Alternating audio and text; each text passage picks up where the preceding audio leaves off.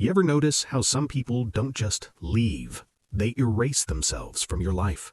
No warning, no conflict, no final conversation to make sense of anything. Just absence. Like they were never really there to begin with. And what makes it worse isn't even the silence, it's what the silence does to you. Because now, you're not just missing them, you're questioning yourself. You replay every conversation, every joke, every moment, looking for the exact second you became too much or not enough. And the truth is, that confusion, that mental loop you can't escape, that's where the real damage happens. Not when they leave, but in the space they leave behind. Because your brain hates unfinished stories. It craves resolution. So when someone disappears without explanation, your mind starts writing its own. And most of the time, you become the villain in a story you didn't even create.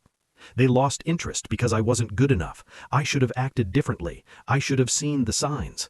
But here's what most people don't realize.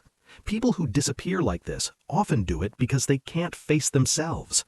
You see, real connection requires something dangerous: accountability, consistency, emotional exposure. And for some people, that feels like losing control. So the moment things start getting real, the moment you begin to see them clearly, they leave. Not because you were too much, but because you were getting too close. Too close to their inconsistencies, too close to their insecurities, too close to the version of them they're trying to hide. So they disappear, and in doing so, they protect their image by sacrificing your peace. But it doesn't end there, because people like this rarely leave for good. They come back.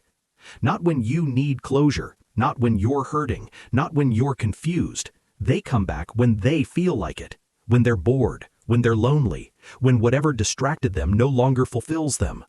And when they return, they don't address the damage, they bypass it. Hey, I've been thinking about you.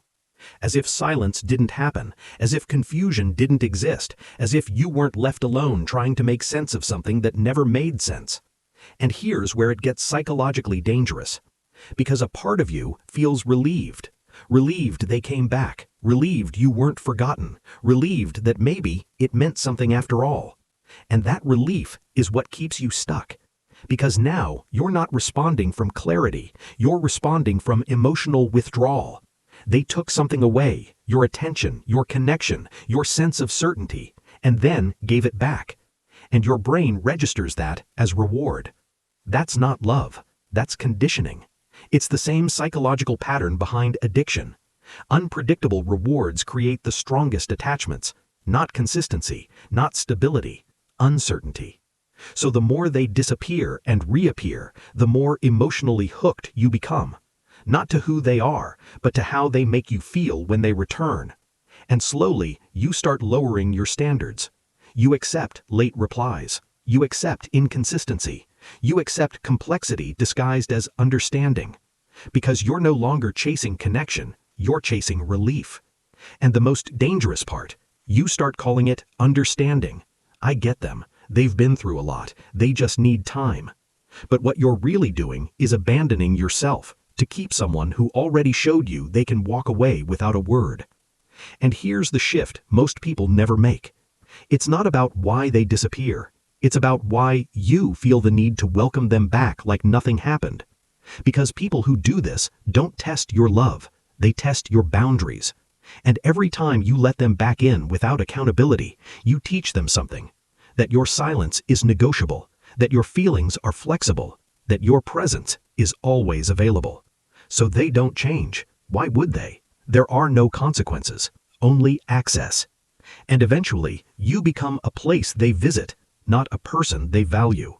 So the next time someone disappears and then casually finds their way back into your life, don't focus on what they say, watch what they did. Because disappearing without explanation is communication. It says, I can leave your life and trust that you'll still be here when I return. The question is, will you? Because the moment you stop responding, not out of anger, but out of self-respect, that's when the pattern breaks. And suddenly, they're not powerful anymore.